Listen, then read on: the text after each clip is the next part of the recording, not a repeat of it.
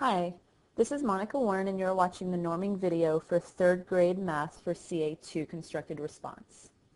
I'm going to walk you through the 2 constructed response questions, including a few things where there may be partial credit awarded to scholars.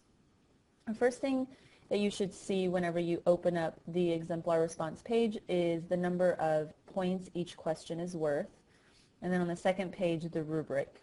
I've also opened up the constructed response exemplar response, so you can see how a perfect score would be answered by scholars.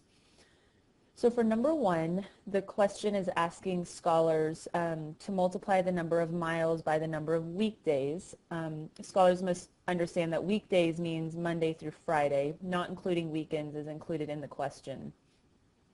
So what scholars would receive points for is 1 point for setting up the correct equation, so 17 times 5, 5 times 17, or they can do repeated addition and add 17 5 times. Or they can show some other way that they know the repeated addition or the multiplication for this problem. They'll receive 1 point for setting up the correct equation, and then 1 additional point for getting the correct answer. So part A total is worth 2 points. For part B, it's asking scholars to take what they got as the answer for part A and multiply it by 7 weeks. So the best way for them to set this up would be 85 times 7 equals 595. They do get 1 point for setting up the correct equation, either the multiplication or the repeated addition. If scholars got the wrong answer for part A, let's suppose they do 17 times 5 equals 75, down here, if they write 75 times 7, they would still receive the 1 point for setting up the correct equation. However, they would not receive the additional point for the correct answer. So if they set it up here but get the wrong answer, set it up here but get the wrong answer, they would receive 1 point for part A, 1 point for part B.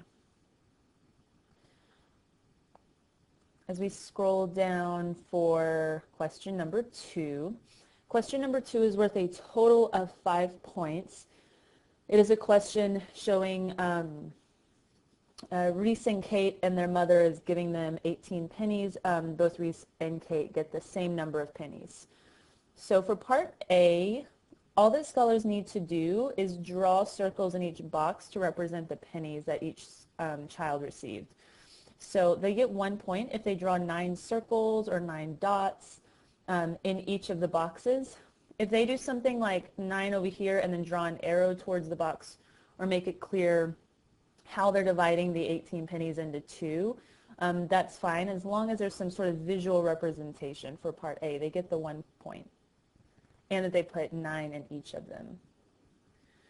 For part B, you look over here, they get 1 point for the correct answer and then another point for showing the correct division equation. So the correct division equation would be 18 divided by 2 equals 9. It is important that the scholars do write this as a division sentence because that is showing the equal sharing of the pennies. So they can't do part of the fact family. It should be 18 divided by 2 children equals 9 pennies each, and then they would have the answer 9 each for the correct answer. You can award partial credit for this question. So if the scholars write something like 9 times 2 equals 18, they do not get the point for the division equation. However, if they then write 9 each, then they will get 1 point showing that they know that each of the children get 9 pennies. For part C,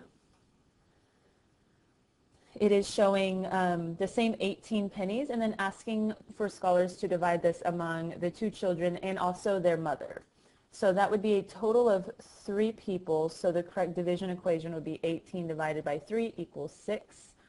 And then them showing that each of the people in this problem would get 9 pennies each. Again, that's 1 point for the equation, 1 point for the correct answer.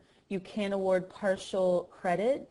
The first part does need to be in a division equation, again showing that equal sharing. But if they do write one of the fact families, such as 3 times 6 equals 18, but then write each will get 6 pennies, then you can award 1 point out of the 2, since they are just inverting that division sentence. Okay, for third grade math, that is the last question. If you have any additional questions for this constructed response, feel free to post it on the discussion board, and I will get back to you, or the CTL will get back to you as soon as possible. Thank you.